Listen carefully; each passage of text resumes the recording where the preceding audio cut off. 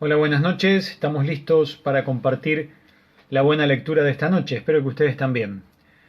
Comenzamos el día de ayer, lunes, una lectura de un cuadernillo del cardenal argentino Eduardo Piroño, que escribió hace un tiempo, en tiempos difíciles justamente, lo que llamó él mismo Meditación para tiempos difíciles.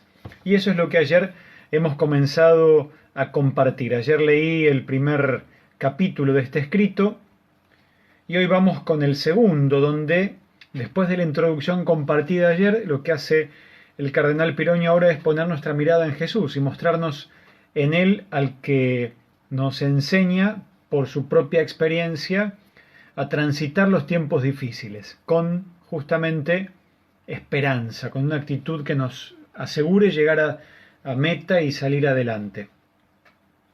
Una aclaración. Ayer mientras hablaba, después me puse para escucharlo hablado, y cuando hablaba de la primera jornada mundial de la juventud que se hace no en el Vaticano, sino fuera, fue aquí en Buenos Aires, gracias a que Piroño había llevado la idea a Juan Pablo II y él, bueno, se lleva a cabo, pero como un gesto de delicadeza con el cardenal Piroño, la primera jornada mundial de la juventud se hace en Buenos Aires.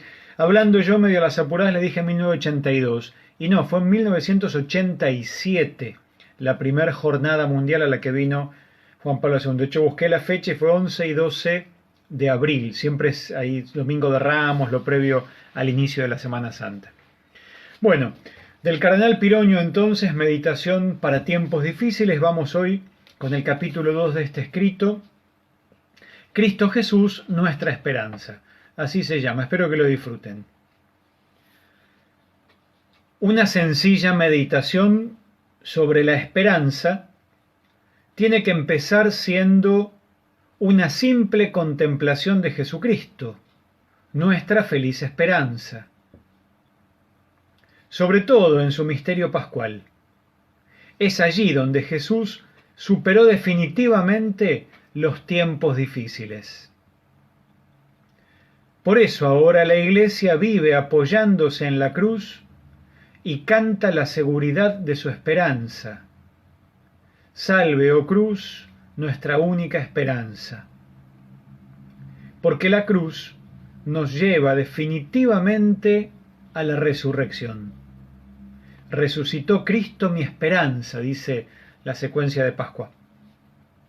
Interesa sobre todo ver cómo Cristo venció los tiempos difíciles, porque lo importante en él es que no vino a suprimir los tiempos difíciles, sino a enseñarnos a superarlos con serenidad, fortaleza y alegría. Como no vino a suprimir la cruz, sino a darle sentido. Cristo nace en la plenitud de los tiempos difíciles. Allí está María. Viene para traernos la libertad y hacernos hijos del Padre en el Espíritu. La plenitud de los tiempos, en el plan del Padre, está marcada por la plenitud de lo difícil, conciencia aguda del pecado, la opresión y la miseria, deseo y esperanza de la salvación. Ahí es cuando nace Jesús.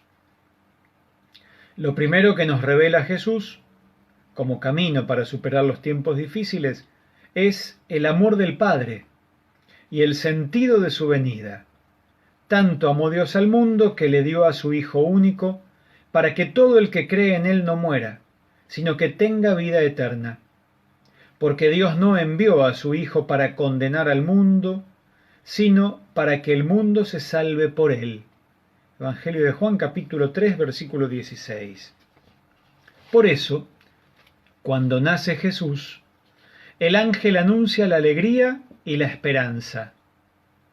Dice en Lucas capítulo 2, no tengan miedo porque les anuncio una gran alegría para ustedes y para todo el pueblo. Hoy, en la ciudad de David, les ha nacido un Salvador, que es el Mesías, el Señor. Cristo vino para hablarnos abiertamente del Padre, introducirnos en los misterios del reino e indicarnos el camino para la felicidad verdadera. Las bienaventuranzas son ahora el único modo de cambiar el mundo y la manifestación más clara de que los tiempos difíciles pueden convertirse en tiempos de gracia. Este es el tiempo favorable, este es el día de la salvación, dice Pablo en la segunda carta a los Corintios. Cuando Jesús quiere enseñarnos a vivir en la esperanza y a superar así los tiempos difíciles, siempre nos señala tres actitudes fundamentales: la oración, la cruz, la caridad fraterna. Son tres modos de entrar en comunión gozosa con el Padre. Por eso son tres modos de sentirnos fuertes en Él y experimentar la alegría de servir a nuestros hermanos. Pero, en definitiva, la actitud primera y esencial para vivir y superar los tiempos difíciles es la confianza en el amor del Padre. El mismo Padre los ama. El camino para los tiempos difíciles en Jesús no es el miedo, la inestabilidad o la violencia. Al contrario, es la alegría del amor. Amen a sus enemigos, rueguen por sus perseguidores, dirá Jesús. Es el equilibrio y la fortaleza de la oración. Recen para no caer en la tentación, les dijo Jesús a los apóstoles. Es la serenidad fecunda de la cruz. Jesús dijo, si el grano de trigo no muere, no da fruto, pero si muere da mucho fruto. La historia marcaba la plenitud de los tiempos difíciles cuando nació Jesús. Su encarnación redentora fue la realización de la esperanza antigua y el principio de la esperanza nueva y definitiva. Desde que nació Jesús, sobre todo desde que, glorificado a la derecha del Padre, envió sobre el mundo su Espíritu, vivimos nosotros el tiempo de la esperanza. Será definitivamente consumado cuando Jesús vuelva para entregar el reino al Padre. San Pablo lo resume admirablemente en un texto que leemos muy significativamente en la liturgia de la Nochebuena. Dice: se manifestó la gracia de Dios, fuente de salvación para todos los hombres, que nos enseña a que renunciando a la impiedad y a las pasiones mundanas, vivamos con sensatez, justicia y piedad en el tiempo presente, aguardando la feliz esperanza y la manifestación de la gloria del gran Dios y Salvador nuestro Señor Jesucristo, el cual se entregó por nosotros. De la carta a Tito, capítulo 2, a partir del versículo 11. Es decir, que la esperanza brilla para el mundo cuando Jesús nace y muere por los hombres. El camino y la seguridad de la esperanza son muy distintos en el plan de Dios que en los cálculos humanos. La esperanza, en el misterio de Cristo, empieza siendo humillación, anonadamiento y muerte. Por eso el Padre lo glorificará y le dará un nombre superior al de todo nombre. Cristo sintió miedo, tristeza y angustia ante la inminencia de los tiempos difíciles. Comenzó a entristecerse, dice el Evangelio de Mateo, y a angustiarse antes de la cruz. Comenzó a sentir temor y a angustiarse, dice Marcos también. Es un temor, una angustia, una tristeza de muerte. Busca superar el momento difícil en la intensidad serena de la oración, como comunión gozosa con la voluntad del Padre. En medio de la angustia, él oraba intensamente. Su sudor era como gotas de sangre que corrían hasta el suelo, dice Lucas en su capítulo 22, haciendo referencia al huerto de los olivos, ¿no? Nos ubicamos ahí. Pero el Señor siente la importancia, la fecundidad y el gozo de los tiempos difíciles. Mi alma ahora está turbada. ¿Y qué diré? Padre, líbrame de esta hora. Si para eso he llegado a esta hora, dice en Juan 12:27. Lo cual no quiere decir que el Señor busque meterse inútilmente en lo difícil o anticipar por propia cuenta su hora. Entonces tomaron piedras para tirárselas, pero Jesús se escondió y salió del templo. Juan dice que con este texto, Juan 8, el cardenal Pironio nos recuerda, hubo momentos que quisieron apresar a Jesús y se escapó, porque no era su hora. Cuando llega a la cruz es porque ya es el momento. Esto no lo hizo para escapar de los tiempos difíciles y porque quisiera apartar el hombro de la cruz. Lo hizo simplemente porque todavía no había llegado su hora. La misma generosidad y sabiduría ante la cruz aconsejará él a sus discípulos. No les anticipa caminos fáciles, les anuncia tiempos difíciles. Por eso recomienda prudencia evangélica. Yo los envío como ovejas en medio de lobos. Sean entonces astutos como serpientes y sencillos como palomas. Hay momentos particularmente difíciles en la vida de Jesús. Tal, por ejemplo, el rechazo de los suyos. Vino a los suyos y los suyos no lo recibieron. Tal la división entre sus discípulos y el abandono de algunos de ellos, porque les resultaba duro su lenguaje. Debió de ser este uno de los momentos más dolorosos en la vida del Señor. Desde ese momento, dice Juan, muchos de sus discípulos se alejaron de él y dejaron de acompañarlo. Después que él había dicho, yo soy el pan de vida, tienen que comer mi carne, bueno, ahí muchos se fueron. Pero indudablemente, la hora difícil de Jesús es la hora de su pasión. Fue deseada ardientemente por él, anunciada 3 veces a sus discípulos, fuertemente temida, pero intensamente amada y asumida. Ya ha llegado la hora en que el Hijo del Hombre será glorificado. Les aseguro que si el grano de trigo no cae en tierra y muere, queda solo, pero si muere, da mucho fruto. Así nos enseña Jesús a superar los tiempos difíciles. Por su entrega incondicional al Padre en la cruz, convierte la muerte en vida, la tristeza en alegría, la servidumbre en libertad, las tinieblas en luz, la división en unidad, el pecado en gracia, la violencia en paz, la desesperación en esperanza. Jesús no anula los tiempos difíciles, tampoco los hace fáciles, simplemente los convierte en gracia. Hace que en ellos se manifieste el Padre y nos invita a asumirlos en la esperanza que nace de la cruz.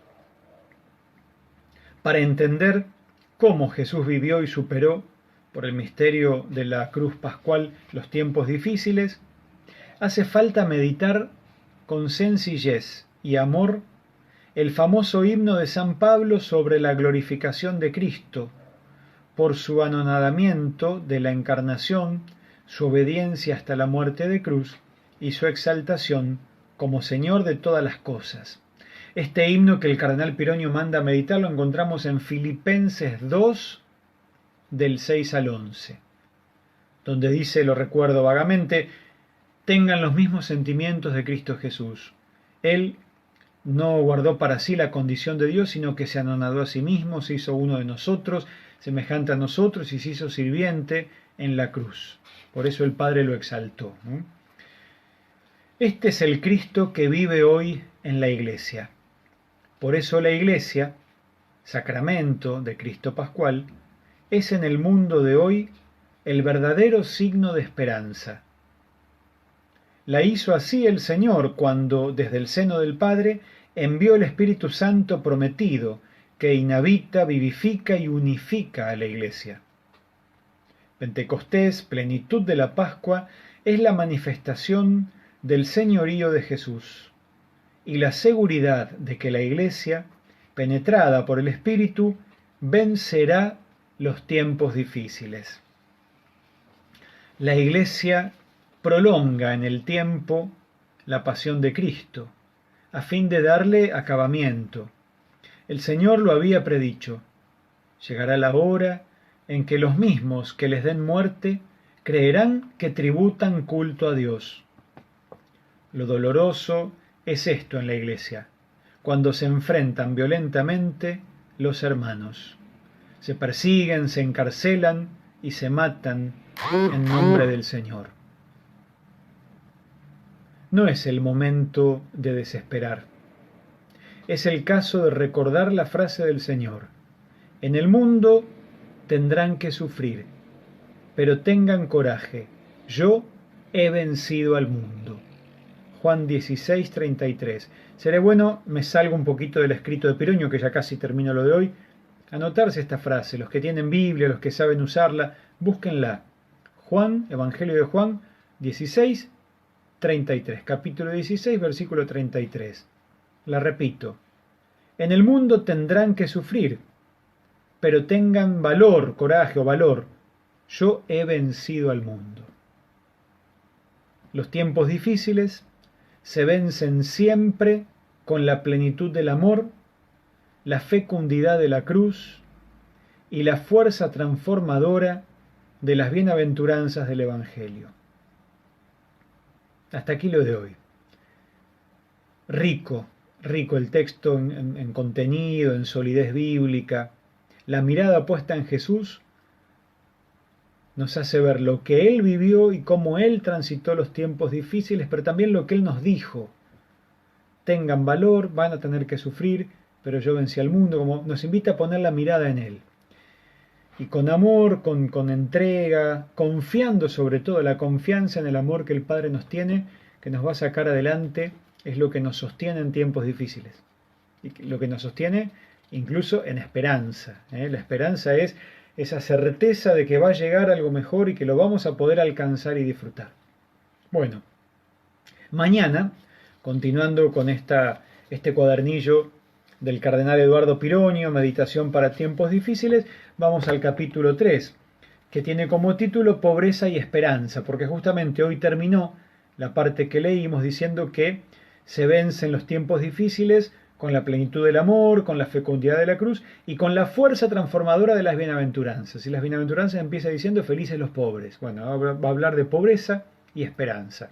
Así que mañana compartiremos esa parte, pobreza y esperanza. Nos quedará después la última, que es esperanza y contemplación. Del cardenal entonces Eduardo Piroño, acá hay una foto que se ve muy bien. Su rostro de un hombre de mucha esperanza, muy inteligente y con mucha contemplación y mirada serena, siempre. En un momento se cuenta que él le da ánimo a Monseñor Romero, el obispo del Salvador, que hemos leído algo, que es asesinado en el 80, cuando va al Vaticano para que lo pongan ahí un poco, medio que lo evalúan, qué es lo que está enseñando, qué es lo que está viviendo en El Salvador, qué es lo que predica, ¿no? Medio que le preguntan que dé cuentas de lo que está haciendo con su iglesia, y Piroño lo llama por teléfono una pieza a la otra y dice, tranquilo, sereno, va a estar todo bien, ¿no? Como dándole ánimo para que hable con Juan Pablo II, que no tenga miedo. Un hombre de esperanza. En estos tiempos hay que pedir la intercesión del cardenal Piroño, su proceso de canonización está en camino, se está iniciando su causa, porque fue realmente un hombre santo. Pedirle que nos ayude desde arriba a tener serenidad y a no perder la esperanza en estos tiempos difíciles. Que descansen, buenas noches, continuamos mañana.